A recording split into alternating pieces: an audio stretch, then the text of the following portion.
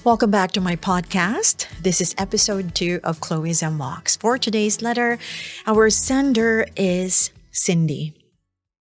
Here it goes. Hi, Chloe. Sobrang avid fan mo ako for the longest time. And I'm praying na mapansin mo sana ang message ko. A month ago, I decided na ikat na ang communication ko with my boyfriend for 4 years. Kasi alam ko naman sa sarili ko na hindi pure ang love niya sa akin at ginagamit lang niya ako because of my money and my position sa kumpanya. Yes, for 4 years, umasa ako na magbabago siya despite of giving and doing all the favors. Last text niya sa akin is, nangangamusta pa and asking kung matutulungan ko pa ba siya sa problema niya na naman financially. Hindi na ako nag-reply, Chloe, kasi parang naawa na ako sa sarili ko na maaalala lang ba ako nito kapag may kailangan siya. After that, I haven't heard from him. Dumaan ang mga araw and of course, expecting ako na baka kahit paano ay maalala niya ako. Pero wala talaga. So I kept myself busy and tried to forget the pain kahit na everyday nadadaanan ko ang bahay niya kasi wala naman talagang ibang way palabas.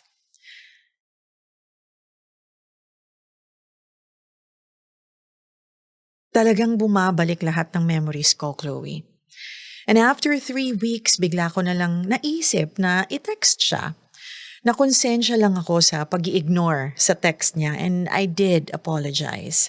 Pero hindi rin siya nag-reply sa akin. Ang sakit pala, Chloe. I don't know where this pain is coming from. Dahil ba sa feeling ko, ginantihan niya ako o yung feeling na wala na talaga siyang pakialam sa akin. Sana pala pinanindigan ko na lang yung hindi pagpansin. Ilang araw na rin akong nagkukulong sa kwarto ko. I also filed a vacation leave kasi hindi ako makakonsentrate sa trabaho. Iniisip ko na lang po na para rin sa ikakabuti ng buhay ko ang pag-iwas. Pero ang hirap-hirap pala. I don't know where to start, Chloe. Mali ba ako sa una kong ginawa? Sana mabigyan niyo ako ng konting advice. Cindy. Hi, Cindy! Normal naman yan eh. You know, we make decisions and then sometimes we regret the decisions that we made. Kasi nasasaktan ka, to be perfectly honest, kasi mahal mo yung tao. Kahit pa alam mo na sa sarili mo na, ginagamit ka lang niya. Pero may consent ka naman, di ba? Nagpagamit ka naman. Feeling mo lang, eventually, or maybe at the back of your head, back of your mind, iniisip mo na totoo yung pagmamahal niya sa'yo. Kaya lang, yun nga, alam mo naman right from the start na ginagamit ka lang. May hidden agenda, may ulterior motive siya sa'yo, kaya ka nasasaktan. At kaya ka nasasaktan dahil na-validate mo yung katotohanan na hindi mo siya napagbigyan this time, hindi mo na bigyan ng financial help, biglang nagbago ang ihip ng hangin niya sa'yo. Dun ka nasasaktan. Dahil na-validate yung totoo. Nalaman mong totoo yung pakiramdam mo, 'di ba? Yun yung masakit talaga.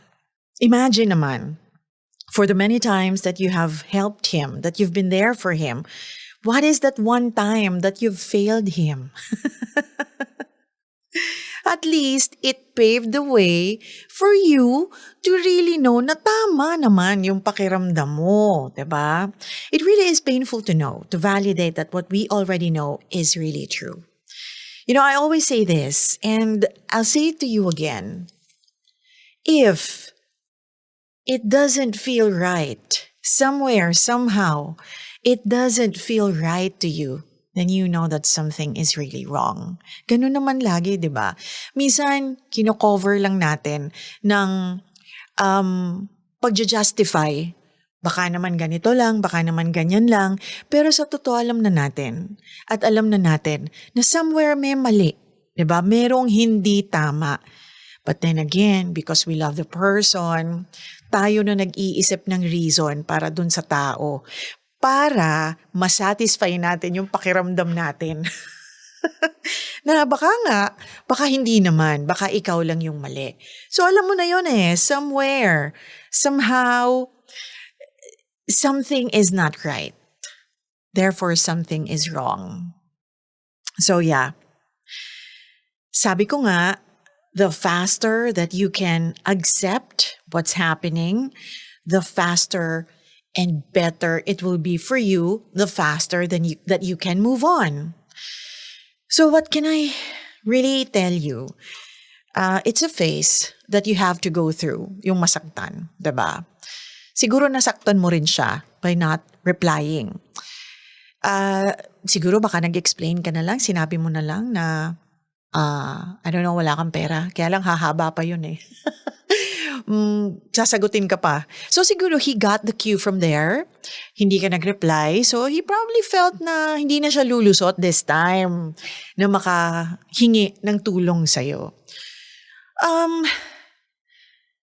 Masakit kasi mahal mo yung tao. And alam naman natin lahat, pag mahal mo yung tao, gusto mo lagi mong kasama, diba? But this time, siguro piliin mo muna yung sarili mo. Hindi naman siguro masama yun. It's not wrong. It's necessary. Napiliin mo yung sarili mo. Pero kung gusto mo kasama mo siya, sabi nga nung kaibigan ko before you have to accept facts, certain facts about that person, certain truths about that person. Kung babalikan mo siya, hindi magbabago yun. It's going to be like that again. Magre-repeat pa rin yung mga kwento. So, kailangan ikaw sa sarili mo, sigurado ka ba na pag binilikan mo yung tao, okay lang sa'yo na ganun pa rin yung kwento nyo. 'Di ba? Magre-repeat lang yan. Kasi hindi naman yan basta-basta magbabago. Alright? So, it's really all up to you. But, consider this a new lease sa buhay mo. Kasi, although mahal mo yung tao, sometimes it would be best for both of you to part ways kasi hindi kayo okay para sa mental health ng bawat isa. Alright? Now, it's okay kung feeling mo ginamit ka niya kasi nagpagamit ka rin naman. So, lesson learned on your part. At this point, siguro, brush yourself off, wipe the tears, and go to the nearest salon and magpaganda ka, have a makeover. Because you deserve it, you know. Hindi ka naman talaga nawalan. You should be happy you got rid of a pest. All right? So that's our episode 2 for today's Chloe's Inbox. I hope you can also give your own thoughts, give your own pieces of advice. You can always make a comment. Thank you for listening.